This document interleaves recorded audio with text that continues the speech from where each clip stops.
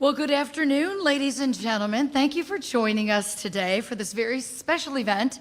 As we have two events to celebrate, we are celebrating 40 years of television on KGCS TV. Now, the year was 1984, and as you can see from some of the decor, things were a lot different back then. Today, we are recognizing outstanding alumni who truly put us on the air back in 1984. And today, we also hold our Regional Media Hall of Fame induction and awards ceremony. The Hall of Fame event is a project of the Missouri Southern State University Department of Communication, and it began as a way to honor the pioneers of broadcasting, beginning with the namesake of our television studio, Ruth Al Copen. We have been honoring media professionals in the area since 1997. You will see in your program past honorees, some of them here. So if we have past honorees here, could you please stand? And let's give you a round of applause, our Regional Hall of Fame past honorees.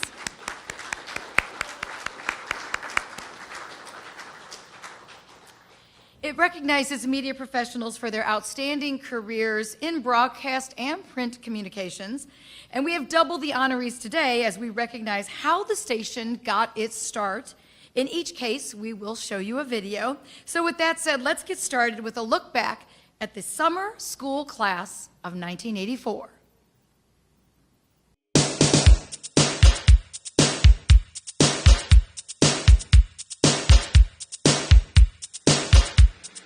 In the summer of 1984, the nation was dancing to the soundtrack of Purple Rain by Prince, playing on the stereo. Fashion was influenced by Cyndi Lauper and Madonna. McDonald's chicken nuggets had hit their stride and were now going global.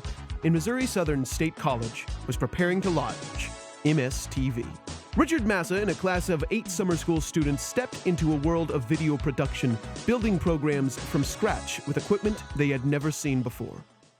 It hardly seems like it was 40 years ago in 1984 when Mr. Massa came to me and came to a number of my college students then and gave us a project and told us what we were going to be doing and that we would be really breaking ground on a new territory for communications at Missouri Southern. We were aware this was a big thing, right? And so we all did have an appreciation for the fact that this is the first. What we're going to do, we spent the month of June lining up guests, program ideas with these 8 students, doing scripts for a certain kind of program we were going to do, doing a script for a historical program we wanted to do. And then Dr. Clark came in July, and we went into production. We were in production every day, including Saturdays and Sundays, practically until 10, 11 o'clock every night. I'll never forget these 8 students who enrolled in a summer TV production course. They had to literally unpack the TV equipment and set up the studio, and they got ready for Dr. Robert Clark to arrive on campus. He started July 1st, 1984. He had come from the University of Central Missouri in Warrensburg, where he taught broadcasting in Missouri Southern, and lured him away to come here and help launch the TV station. And so these 8 students that summer were really pioneers.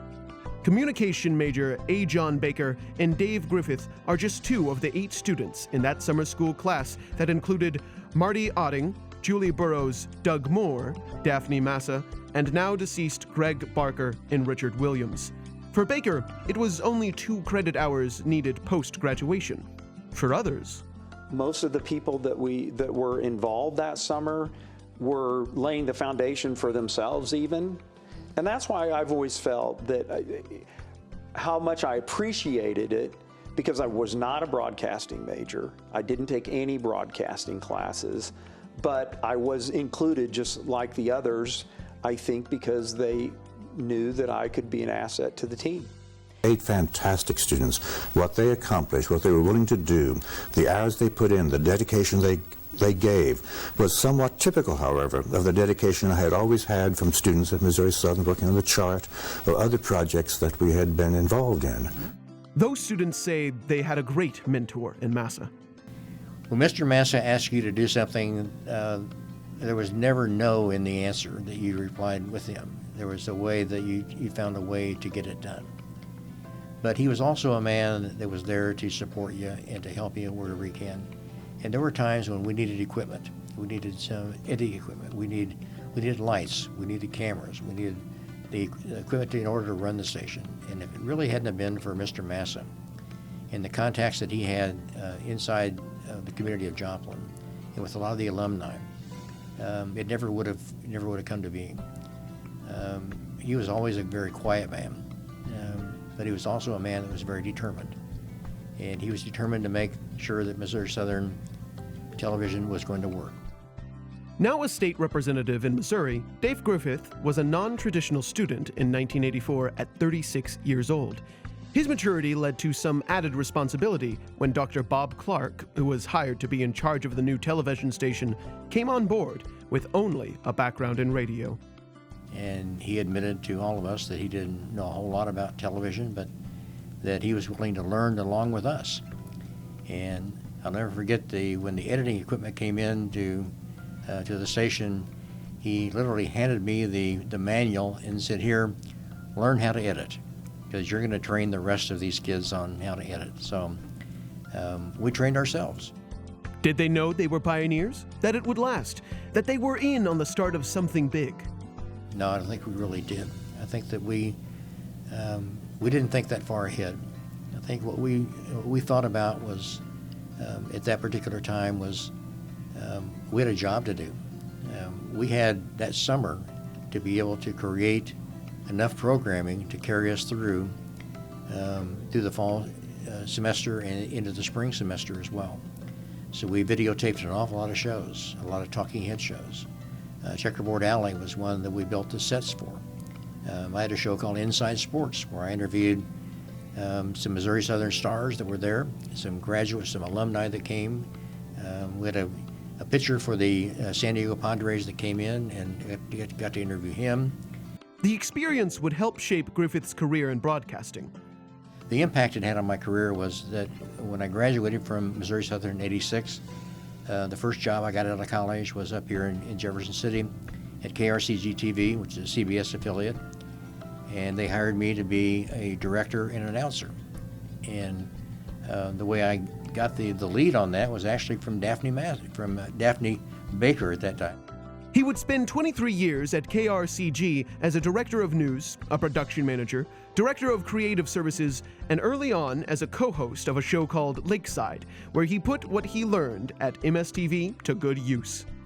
It was a PM magazine type format, but I wrote, produced, edited, starred in, did everything. It was a one-man band that I did on my own, but it really, I think Missouri Southern Television gave me the confidence to be able to create a show like that and to produce a show like that. Griffith and other MSTV pioneers honed their interview skills through an hour-long show called Southern Perspective. He interviewed Dr. Julio Leon and other famous people from Joplin, such as Dennis Weaver. Dennis said he would do a Southern Perspective, but there was no way in the world he was doing 58 minutes. He said, "You'll be lucky to get 30 minutes out of me." And we were lucky to get 30 minutes out of him. Weaver wanted to join 2 disc jockeys doing a food drive from on top of a rangeline billboard. So he had a real passion for helping those that were less fortunate. And it was a real honor to be able to meet him and to talk to him. He was kind of hard to interview. You know, you may have a tough interview, but every now and then you hit one out of the park. All of the summer of '84 alums enjoy retelling a story about the recording of an interview with history professor Harry Gokul, who had long retired. Harry was actually just a few months away from passing away that fall. And so that was a difficult interview because he had some memory lapses, and so the interview had to be halted several times, and kind of Harry was prompted with, you know, what he needed to talk about, and how she got through an hour with him. I'm still amazed. Can you tell us a little bit about E.A. Elliott? He was the first president of the college. He was the first president of the college, and I had an interview with him in regard to my salary. I'll never forget this. And I think we agreed on the salary. Some gave super short answers. I was directing at that time, and I went out to the set, And I explained to the teacher, I said, the professor, I said, what you do is you talk for a living. That's what you do, you teach. And answering the questions with yes or no, maybe, or I don't know, that's not going to get it. So you need to expound on these questions. And so it was a learning experience for all of us. But I can tell you, for Doug, it was a very trying experience for him, one that we kind of laughed about afterwards. Giving the students a lesson in why you don't ask a yes or no question. The students may not have thought they were making history, but they were preserving it. And so we did know that we were somewhat capturing historic perspectives that could be played over and over to tell the story of how Missouri Southern, now State University, grew from its very humble roots. But they were also allowed to be creative. There was that delightful program that one of my summer students, one of the original 8, produced called Checkerboard Alley, which was for children. And it was amazing how popular that program was. It was amazing to watch the production on Saturday morning when dozens and dozens of little children, 3 to 7 years old, would be coming to the studio to participate. And Greg Barker was the host, and Greg Barker looked like Howdy Doody, I thought, with his freckles and red hair and the way he dressed himself purposely to look like Howdy Doody. And they did cooking, and they did storytelling, they did dancing, and they did all kinds of things. I remember those days when the students decided we have to have a music program, so every week there was a different local band brought in the studio to perform, and we taped their programs and aired those. Early in the morning, late at night, takes you by surprise and makes you feel alright. The music gets you going, it'll keep you rolling along. We said we would be to the best of our ability, a local access channel providing opportunities for student groups, local groups, community groups to have programming aired. In the years to come, there would be shows like Chamber Chat, Academic Challenge, Debbie Can Do, Gene Campbell's Showcase, Visions Unlimited, Focus on the Arts, and many more. The public was hungry for local programming. It was an opportunity for the local people to see themselves in an interview situation, even such as this, or other kinds of situations for 30 minutes and get their ideas or their promotions across, to discuss their clubs, their organizations, their goals, the purposes of these organizations and fundraising activities. So we had terrific response. But it all started with those hour-long interviews set up by the Summer 8 and giving them skills to use for life. You don't get nervous if you know what you're doing. So it's all that research that you put into the subject matter so that you can get up and talk intelligently in front of a bunch of people without getting nervous. That's the same thing in an interview. And I will tell you that, again, all of this in my life, I've applied it through all kinds of situations. Whether I'm interviewing somebody that is a potential hire, that's an interview, all the way to talking to candidates that I've worked with over time and having to learn more, get from them a story about their life so that I can better understand them, so that I can help them tell the story to voters as to who they are and why they ought to be elected to the given office. Being a part of the groundbreaking group created lifelong bonds and friendships for many in the class of the summer of '84. The relationships and the camaraderie, that was probably the biggest thing. This wasn't me doing it, or David, or Daphne, or Marty. It was us as a collective, and that's one of the reasons why my memories are not that strong of individual things, more that we were all working together, whether somebody's running the control board or a camera, or whoever the interviewer is. We were just all doing all of it. And team is not exactly the word, but I mean, it was a group of us acting as one. But I do want to tell you that I think about all of you. I love you. I care about what's happening there. and I wish all the future students at Missouri Southern the same experience that I had while I was there. Thank you. We honor the summer class of '84 as outstanding alumni. For KGCS, I'm JJ Ramos.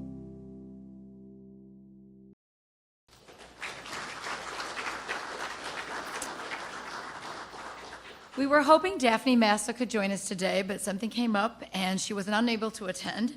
But another one of those 8 is with us today, and so please join us in welcoming State Representative Dave Griffith.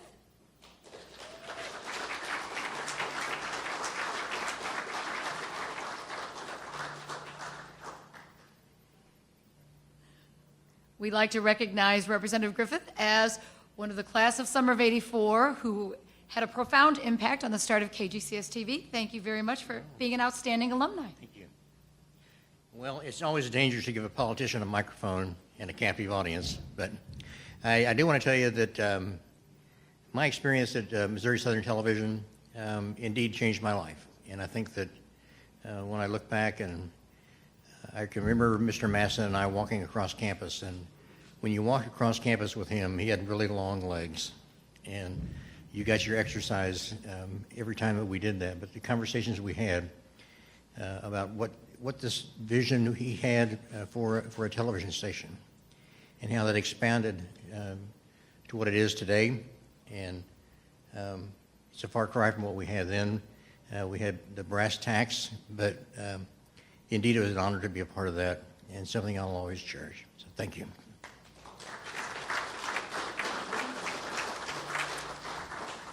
Our next outstanding alum was most often behind a camera rather than in front of it. He arrived at Missouri Southern in 1982, ready and able to give his all to television production.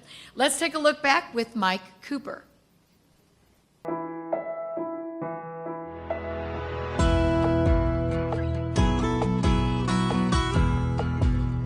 I think I was part of the group that started this TV station.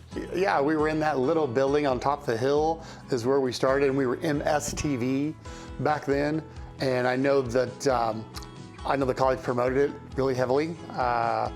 So yeah, I think for the school it was a big deal. We were one of the, if I recall, we were one of the first schools in this area that was going to do a broadcast curriculum like that, you know, and had the studio and had newer equipment. So yeah, it was a really exciting time. Mike Cooper was a broadcast communications major the year the TV station launched at Missouri Southern as MSTV.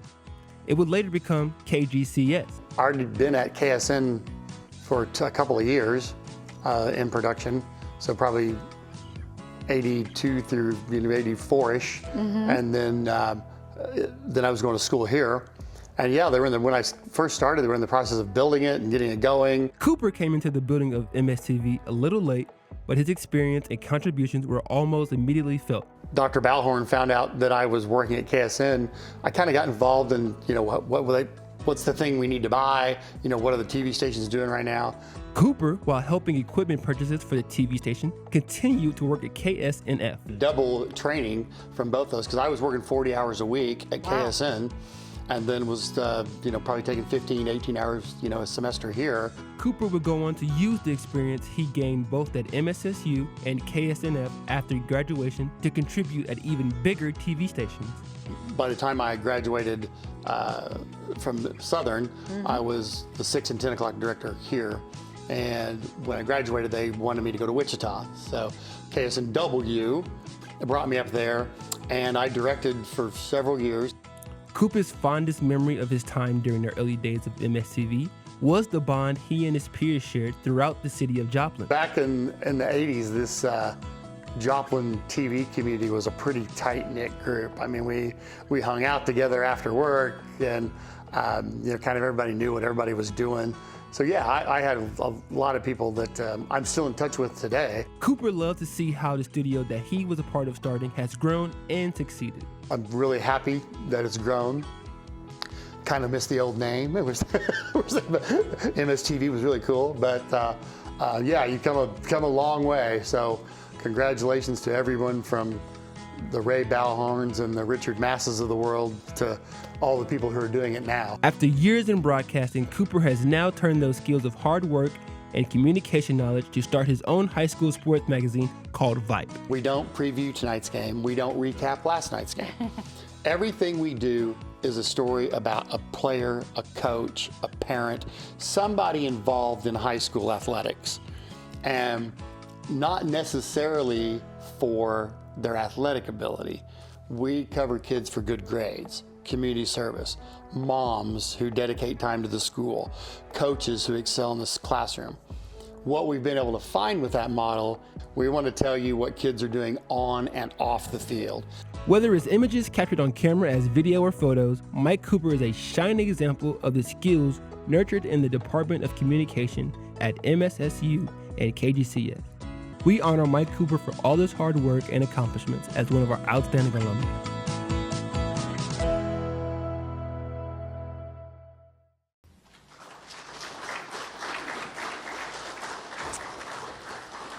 Please welcome to the podium Mike Cooper.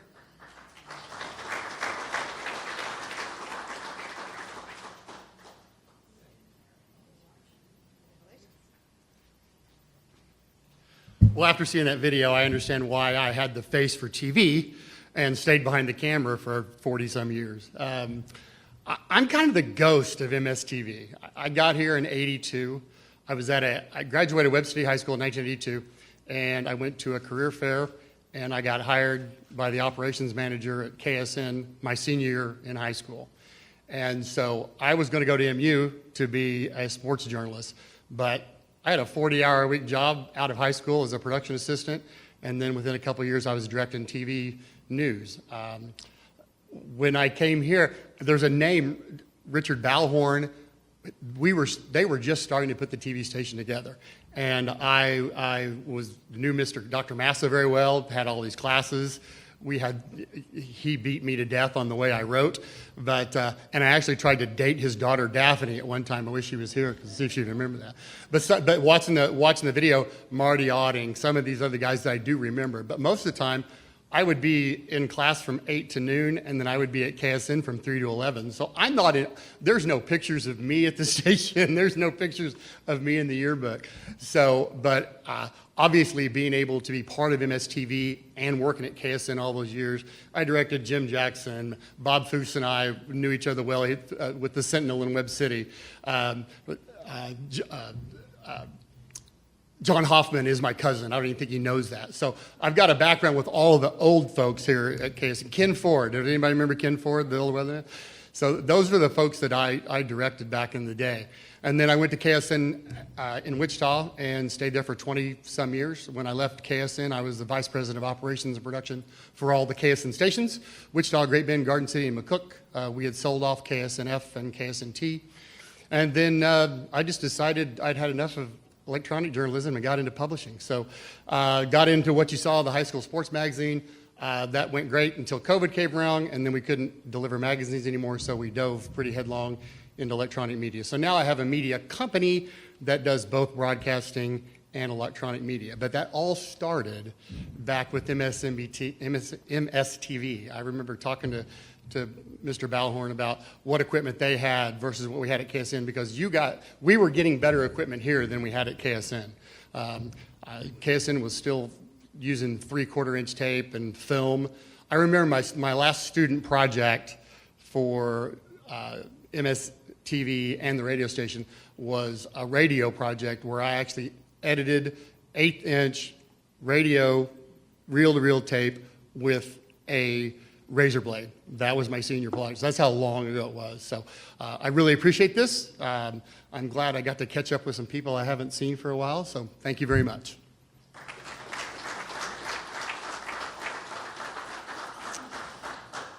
Our last outstanding alum, as you will see, was someone who did it all in the communication department and has continued a relationship with KGCS to this day. We honor Lynn Onstop.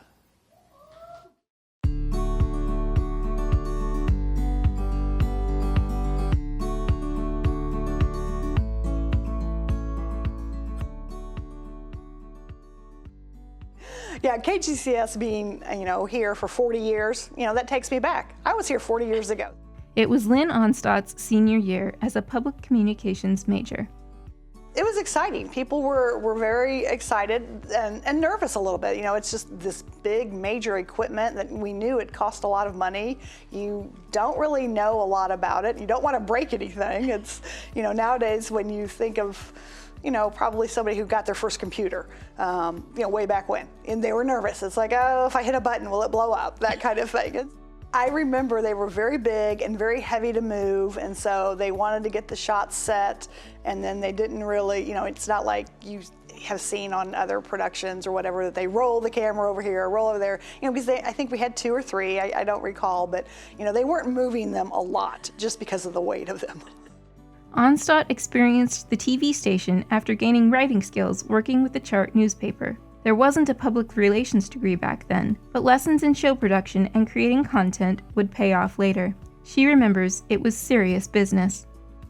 Yes, you did have to pitch your show. You had to have the full script. I mean, it was definitely a production. It was not just, we have an idea, oh sure, let's try it. Because here it was new, it was fresh, we wanted it to be right the first time. So people knew the value of it.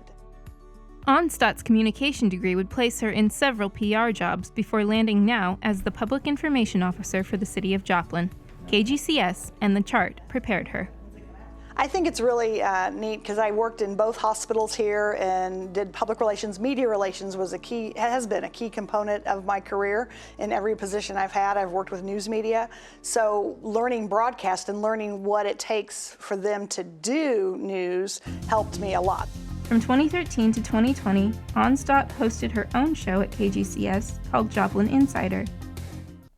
Hello, I'm Lynn Onstott with the City of Joplin, and this is the show Joplin Insider.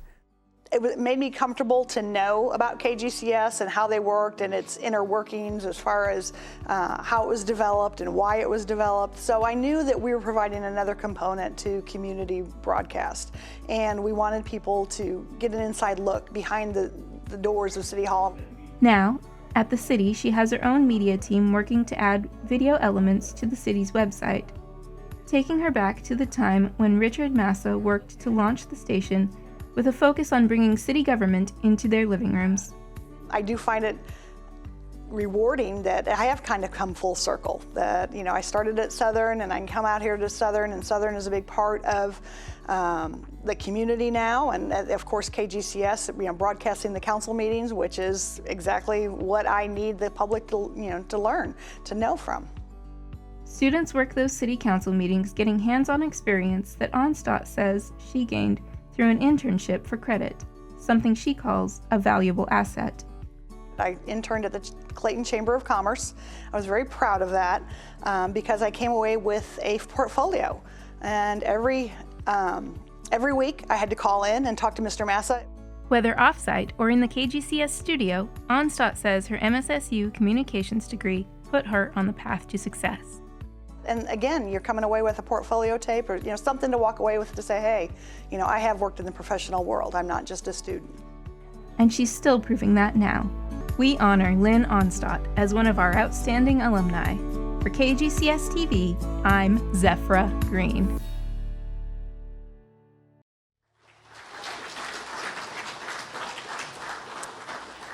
As she comes up here, on a personal note, I would like to say that Lynn helped me and nurtured me as a cub reporter. We're not that far apart in age, but I felt very lost when I first moved to Joplin, and she did so with so many others in media as a public relations person, helped us to know what to shoot video-wise in a story, who to interview, questions to ask. So she was great at nurturing reporters in this area, so that's also something that she should be commended for. So please welcome to the podium, Lynn Onstott.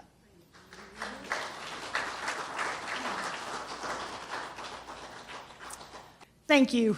Really is an honor.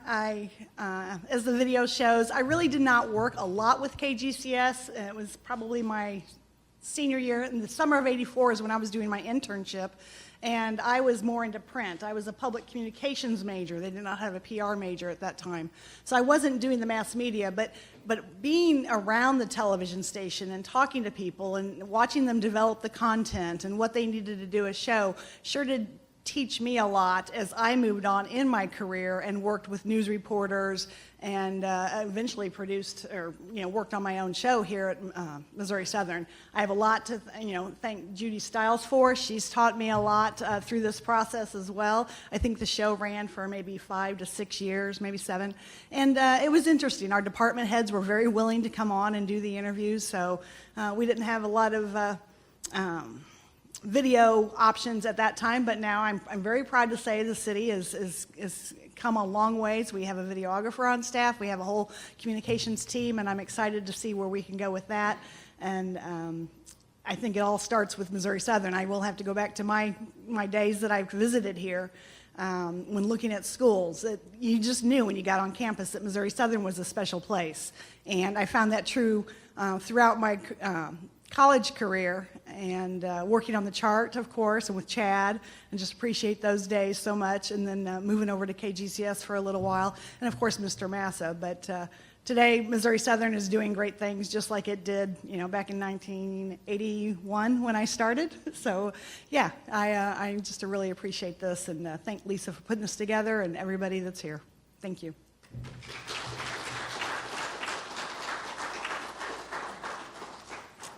We now turn our attention to our Regional Media Hall of Fame. Now, if you think of CBS News, you'll remember Dan Rather, ABC News, Peter Jennings. For KGCS, that's Judy Stiles. She has seen this campus TV station morph many times in her 34 years here. Let's take a look back.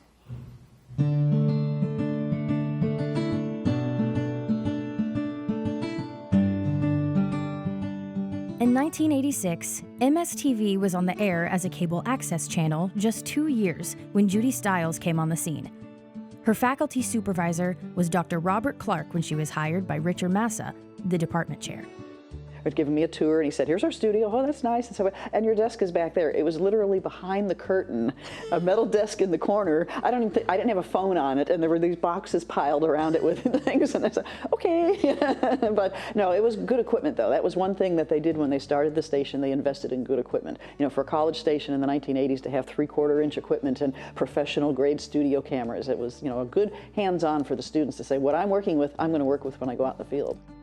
So the hiring of Judy Stiles in 1986 as Community Services Director was a huge step for the TV station because it was only 2 years old at the time, and a lot of that infrastructure was still being developed, and new students were coming on board all the time. And so Judy brought professional experience to the station. She had worked for KOTV TV in Tulsa for 6 years. She was a journalism graduate from the University of Missouri. She had the credentials, and she is just an amazing example of professionalism and consistency. And she hosted hundreds of episodes of Newsmakers over the years and worked with hundreds of students, and I don't think her contributions to television and to broadcasting at Missouri Southern can be emphasized nearly enough. It was always a treat because Judy's talked to everybody. She's interviewed everybody, and some of those shows and interviews still stick in my mind as something that well, for instance, she had a show where she had Colonel Travis Hoover.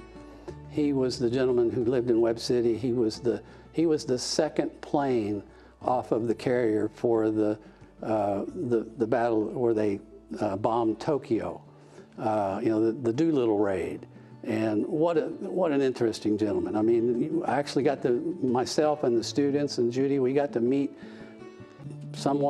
literally someone out of history. Judy Stiles was the face of Newsmakers for 3 decades. She shared some of her most memorable interviews. We had a symposium on campus, the Boylan Symposium, and they'd bring in guest speakers. Helen Thomas from UPI, who was a White House correspondent going back to Roosevelt. She was one of the guests with Harriet Woods, who was a legislative leader in Missouri. And they came on the show, and I think that really struck me because I still had, my love of journalism, and just hearing someone from like Helen Thomas talk about her role in covering the White House. And she had this great, it just sticks in my mind, she was talking about the 90s. That was when cable TV was the big thing. News was 24/7. And I think I remember her saying saying that, news is 24/7 now. I don't know if there's an overload, but as long as it's still there, we're going to keep giving it to people. This is before we had social media and all the other overload that came later. Yeah. So that one really stands out in my mind about how something somebody said, 30 years ago is still today. We have this information we're going to give to you. Another favorite was her interview with actor Dennis Weaver, a Joplin native who visited campus several times. He had a program called Ecolonomics. It was ecology and economics tying them together and kind of saying that, you can have ecology and save the environment, but you don't have to push aside business. So, he came in and it wasn't so much talk about your role on, gun smoke and so forth. He was talking about helping the environment, working together. So that was one that stood out, to me from one of those people. Hollywood related, I also thought it was neat. We got to interview Joanne Bruff, who was with Falcon Crest in Dallas. The behind the scenes people, Earl Hamner, the creator of the Waltons, came in, and to be able to talk to somebody who created a famous television show that really, led the way in TV, to see what made it click, how they came up with their ideas. Judy also welcomed many politicians over the years, asking them to be a guest when they came to visit constituents. She's been reviewing videos for a possible book. And I've been kind of researching, look at, what people had to say, the common themes. Going back to when we had Gene Taylor as congressman back in the 80s, and, he was saying, we need to watch the budget and we need to watch the deficit, and, the country needs to be concerned about this. Later, Roy Blunt was saying, we need to watch the budget, we need to watch the deficit. I don't want to pass our debt on to our children until in the year 2025. And I thought, things don't change sometime in Washington, During her tenure, Judy coordinated political debates and candidate forums, which continue at KGCS today.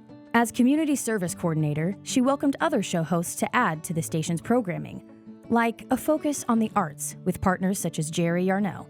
Seeing the creativity that comes out of his mind, okay, I'm going to put this here and that there and create it. But then we followed up with, we had a wood carving show, Mike Kent, same thing came to us, we're interested in an artist show, and he would wood carve ducks. The station would also carry professional baseball. So it was kind of fun. The Cardinals were our primary, but we'd have the Royals when the Cardinals weren't playing, or if the Cardinals had a day game, we'd have the Royals at night. And all of those required students working in the control room because we didn't have automated equipment. So somebody had to sit there when they had a commercial break, you ran the commercial breaks. Judy, a Cardinals fan, wanted to keep the connection, and so she pursued a chance to host the Cardinal Caravan.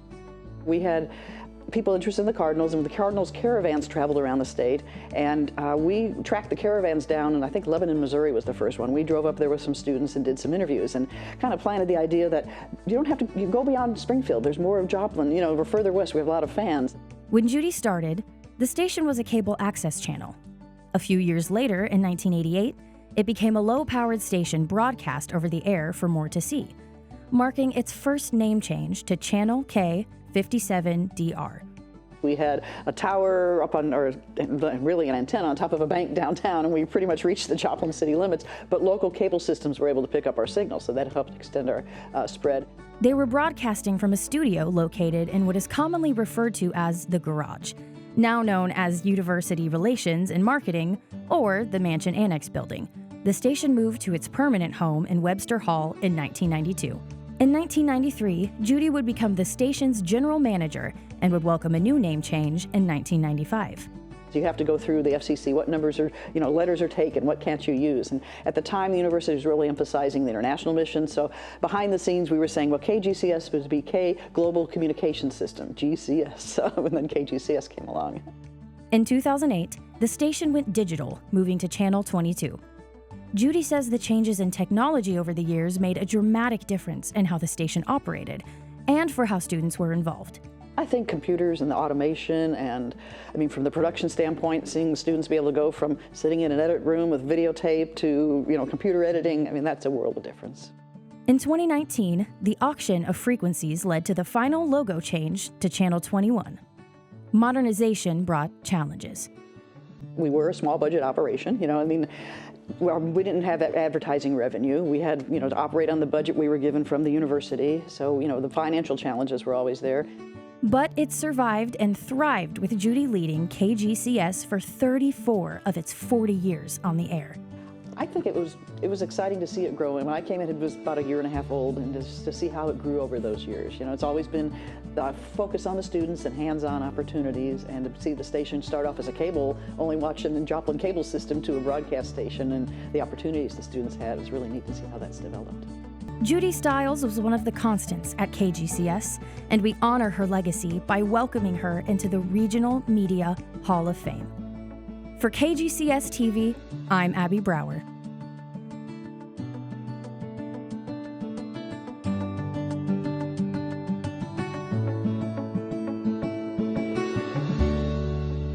Call Mayor Cortez for a proclamation.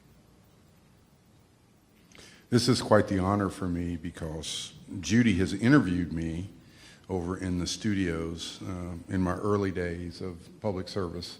So this is quite the day for me as well. But this is proclaiming November 19, 2024 as Judy Stiles Day.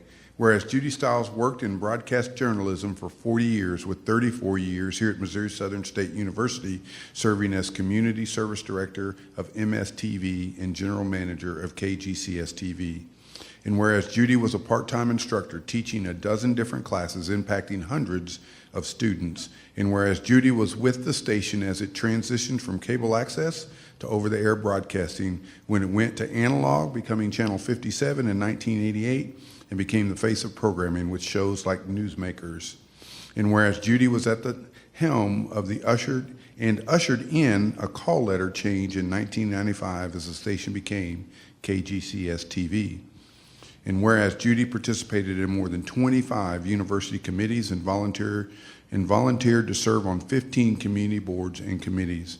And whereas Judy served as an example of excellence and professionalism in journalism and reporting public affairs topics to further serve the community throughout her 34 years at the university television station.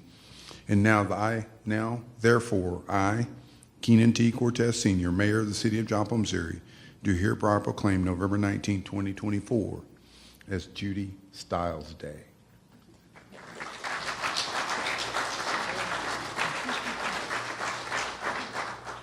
Thank you, Mayor, and thank you, everyone. I want to thank the Department of Communication. I was here when we started this program years ago, and the table that has all the pictures back there are the past recipients, very distinguished people, and I always thought it was an honor to meet those people who had those great careers, and now to be included in that group is quite an honor. So I want to thank the department, the university for the recognition.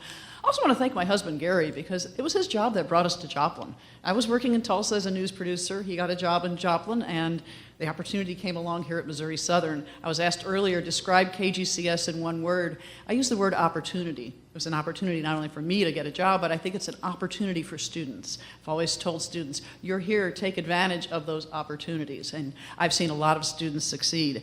And I also want to thank the coworkers. Looking at the video that was running with people brought back so many memories. I could probably name everybody on those pictures as you were flashing by, and the memories and the impact of what my memories are, but hopefully the impact that Missouri Southern and the TV station made on them, as we've heard from the outstanding alumni from the first class. My background, it wasn't really described here, but I've had a media interest since I was a kid. When I was little, my dad had a reel-to-reel tape recorder, talking about old technology, and when my parents passed away, I found that tape recorder in some old tapes, and he had a recording of me playing the role of a radio announcer.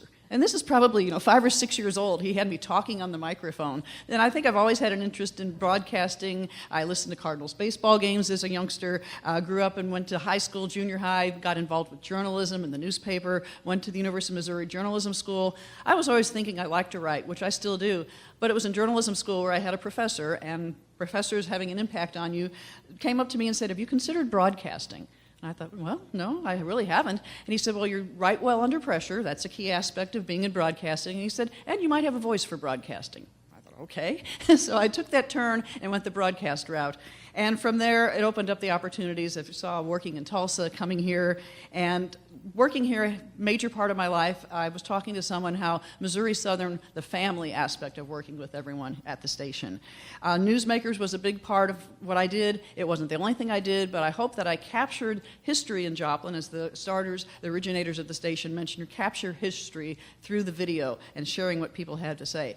I hope the community learned a lot. I learned a lot from those interviews, and now as I go back and look at those interviews, I'm remembering some of those common themes that I mentioned. There's a lot to save in history, what's happening in the community. So I want to encourage students to always be curious. That's one of the aspects of trying to succeed. Be curious, be willing to learn, have an interest in people. You know, this is a people business. The university is here for the people. We're here for the community, serving the community. And also, one of the things that one of my mentors said early on is always do excellent work.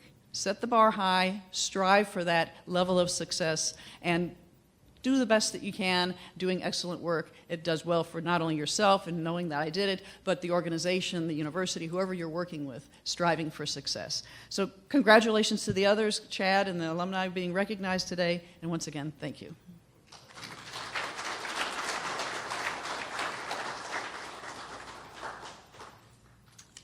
Well, our final honoree celebrates 40 years, the same anniversary as the TV station. Chad Stebbins is retiring after 40 years here at Missouri Southern State University. He witnessed the launch of the TV station, as you saw, while helping to hone the writing skills of those who worked at the Chart and at KGCS, mentoring students and nurturing their drive to be the best in journalism. Let's listen to Chad's journey.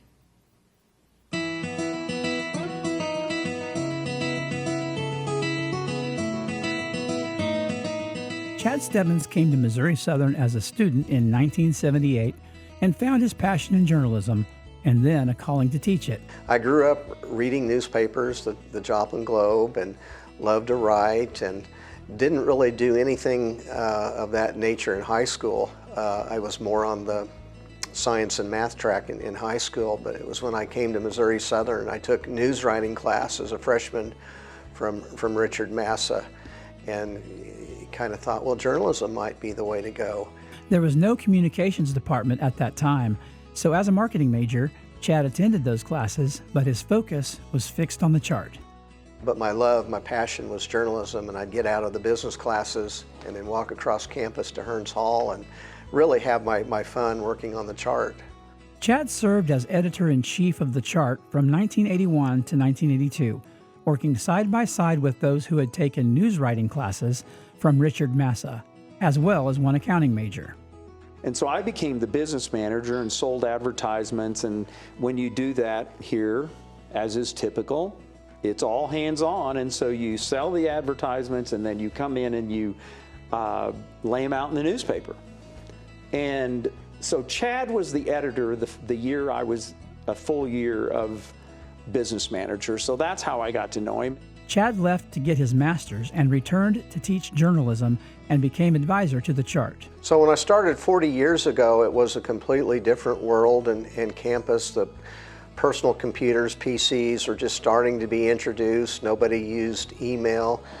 In producing the Chart, we did the old-fashioned paste up of pages with rubber cement and T-squares and pica poles, and we didn't have digital photography. We had a dark room in the Chart office, and we printed and developed black and white film, and then had to send the prints to Carthage to have a process made called PMTs made, photo mechanical transfers, and that took a day turnaround.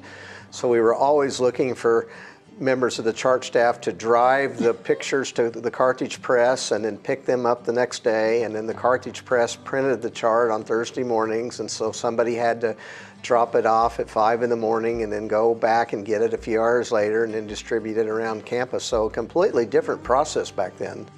There were long nights putting the paper together, rarely finishing before midnight or later, a work ethic that created strong bonds.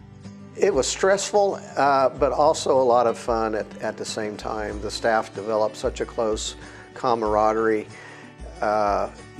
working together to accomplish a common goal, putting out the very best weekly paper we could every single week, 26 times a year. So it was challenging, but so much fun at the same time. And in talking with some of the former students, they sometimes miss those Wednesday nights where we were all working toward that common goal. As Chart advisor from 1984 to 1999, he encouraged staff to travel throughout the region for in-depth stories, took them to the annual Missouri College Media Association convention every April, and to both state and national competitions, creating some of his fondest memories. We were very competitive and didn't always win. Sometimes we were runner-up. But developing those relationships with fellow journalists around the state, and then in the fall going to the National Associated Collegiate Press Conventions. I remember the first one that we went to was in 1986 in Washington, D.C., and none of us, myself included, had ever flown before. And so we got to go to the ACP convention in Washington, where we were awarded a regional pacemaker award. The chart received a National Pacemaker Award in 1997 after finishing as a pacemaker finalist 9 times in a 15-year period. Chad taught every journalism class available and led by doing, something A. John Baker says students can feel. You should enjoy your job, right? And that's, I think, one of the things I would say about Chad is he and I have had conversations over the years, and it's just so clear about how much he cares and how much he enjoys what he does. And that's one of those things of translating to the students and his ability to communicate both in a group setting and with individual students, and how he helps them. Chad pushed students to practice what they learned in class. He instituted a state capital reporting program in 1990 that operated for 21 years and became a scholar himself in community journalism, even authoring several works, including All the News is Fit to Print, Profile of a Country Editor in 1998. A. John Baker calls him a pillar of the communication program. This guy is just steady. Just very, knowledgeable. The book he wrote about the long-serving Secretary of State of Missouri, he's what you would expect from Missouri Southern, as in a quality instructor. I consider him a friend, and he's been a valuable part of what I think is the communications programs here. Richard Massa's departure from then Missouri Southern State College in 1999 brought Chad the opportunity to work with the international program. Dr. Jay Moorman became the chair of the communication department, and I became the director of the Institute of International Studies. So it took 2 people to replace Mr. Massa.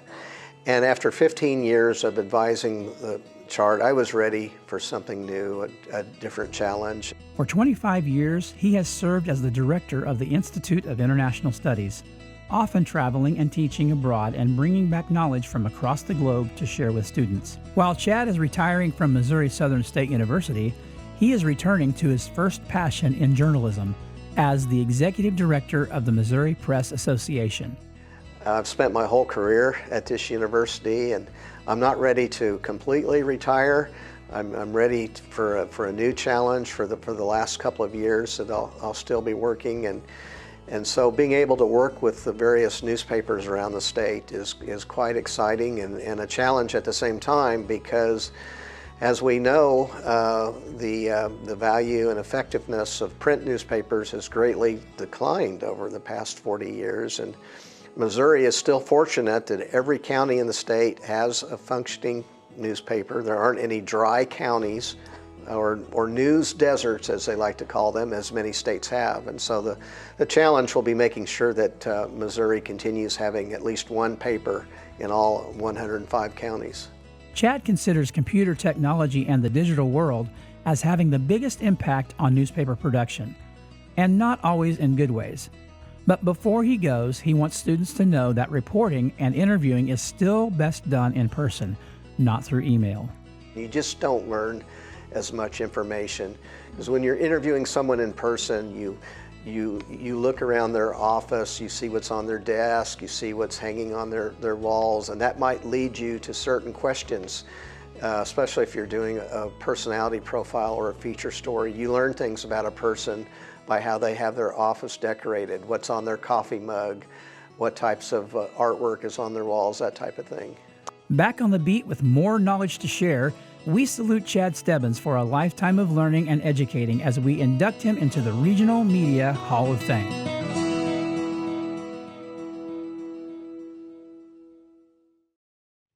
In recognition of 40 years of service and setting the standard of excellence for students, we welcome Chad Stebbins to the Regional Media Hall of Fame.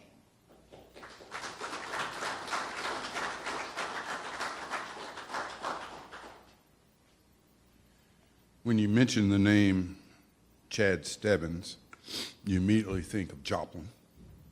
And when I grow up, I want to be like Dr. Chad Stebbins, just steady as she goes. Proclaiming November 19, 2024 as Chad Stebbins Day, whereas Chad Stebbins has worked at Missouri Southern State University for 40 years, being advisor to the Chart, the university newspaper, for 15 years, and director of the Institute of International Studies for 25 years. And whereas Chad helped cultivate students' development as a leader and administrator of the Chart, has taught every journalism class offered, including news writing, copy editing, newspaper formatting, and oral communications. And whereas Chad assisted students in networking and preparing for the professional field by taking them to state and national conferences. And whereas Chad became a role model and mentor who, with a steady presence, pushed students to always keep working on interviews and to keep interactions face to face. And whereas Chad has published and presented several works on Joplin and Missouri history, garnering himself several awards and accolades, including the Leslie Simpson Award for Outstanding Contribution to the Joplin Historical Preservation. And whereas Chad has served this community directly by being a member of several boards and organizations such as the Joplin History and Mineral Museum, now, therefore, I, Keenan T. Cortez Sr., Mayor of the City of Joplin, Missouri, do hereby proclaim November 19th, 2024 as Dr. Chad Stebbins Day.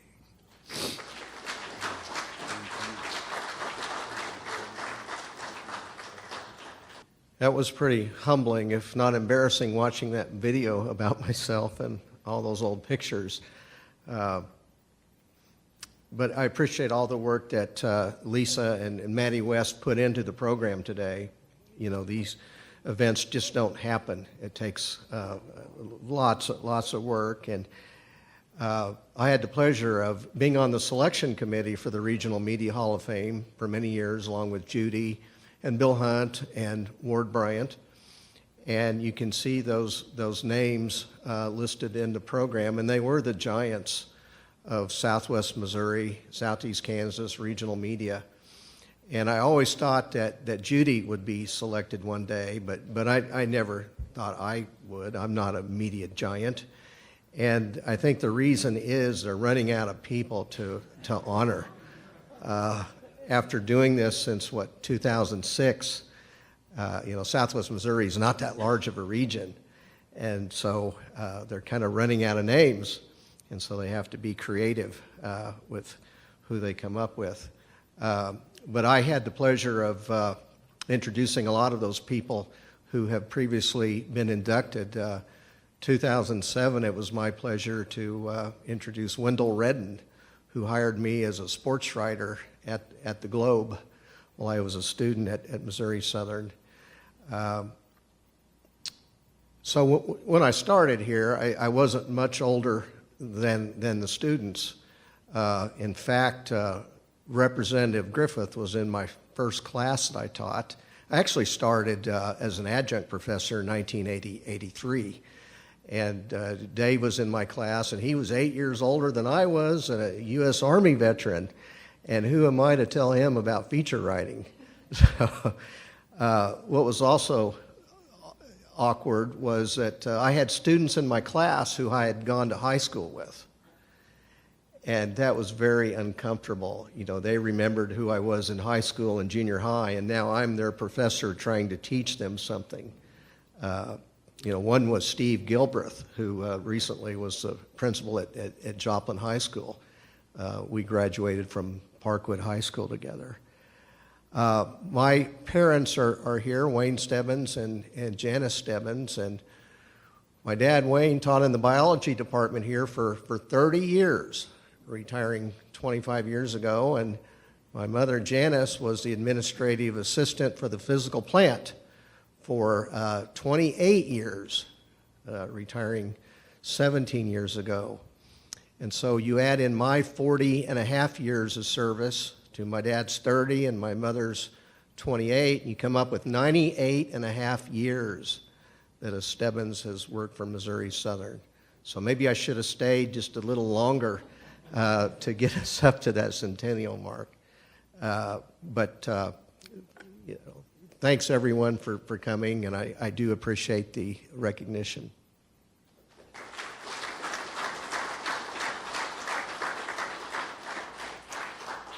And while that concludes our Regional Media Hall of Fame induction ceremony and our 40th anniversary celebration, thank you all for coming and have a great day.